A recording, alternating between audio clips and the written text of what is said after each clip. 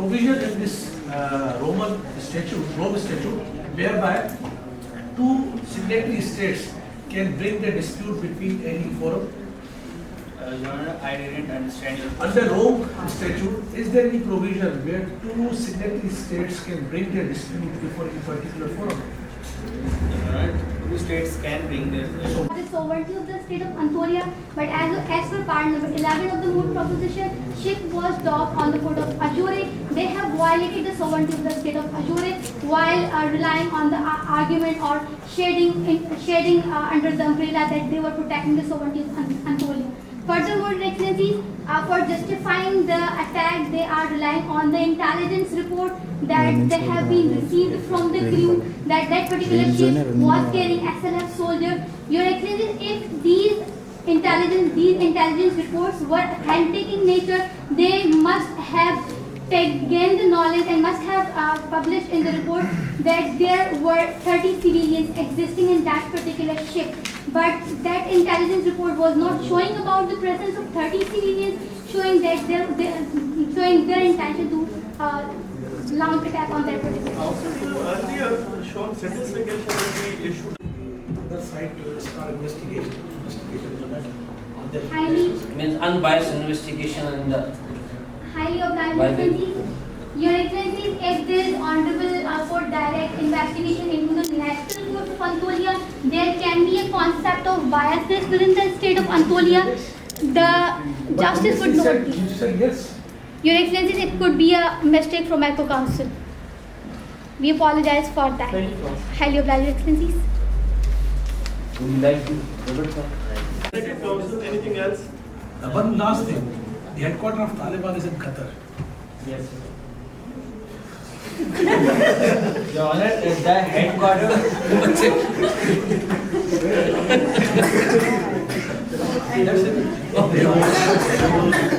Tourism there as well, there was marine life as well, there was oil production over there as well. But there was also a violation of bilateral treaty and aiding to a That militant is organization. again to justify it. Council, a bilateral treaty is treaty as You well. even went there and explored what had happened on the ship. So you even, maybe there is a territorial violation as well. Your Honor, before that, the Azure has violated that bilateral treaty, and Your Honor, That is why I'm saying. Did you bring up a case Yes. against them? If there was a bilateral treaty, why did not recourse to any ADR, any mediation? Council, you have not mentioned in any of your arguments that in this 6 months, from the happening of attack till the preliminary inquiry by the prosecution, what have you done against the admiral or the president? This point was given by my brother judge. He said, if you are not following this Rome statute, why are you giving your defense under Rome statute? Your Honor, because we are arguing against in the International Criminal Court, and that court follows.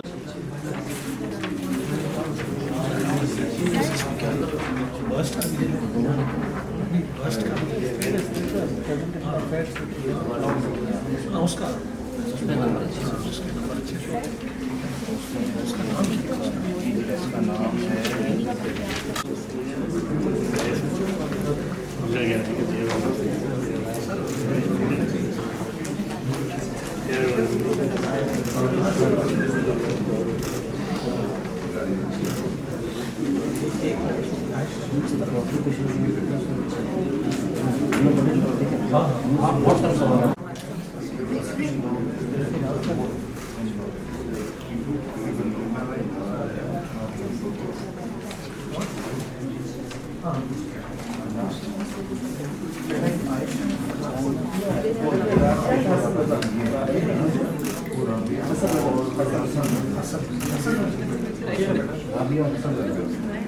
material before us. There's a unanimous decision of 5-0 that initially the best speaker is Rabia. Clapping for her. This is a win-win situation for all. Whosoever has, approached and reached the final are winners. So big clappings for both teams.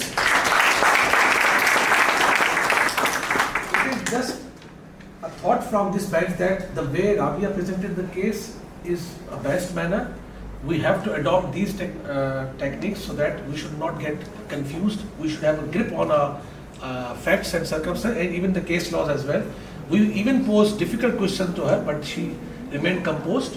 And those who could not, make his or herself composed in the difficult questions have to improve themselves. And then we have another speaker from the second runner-up is Aisha. Very well done, Aisha. The memorial which was found most appropriate and best was of the defense side. So, clapping. And the final verdict is that this court is going to allow framing of charge against the president, and the prosecution has made out its case.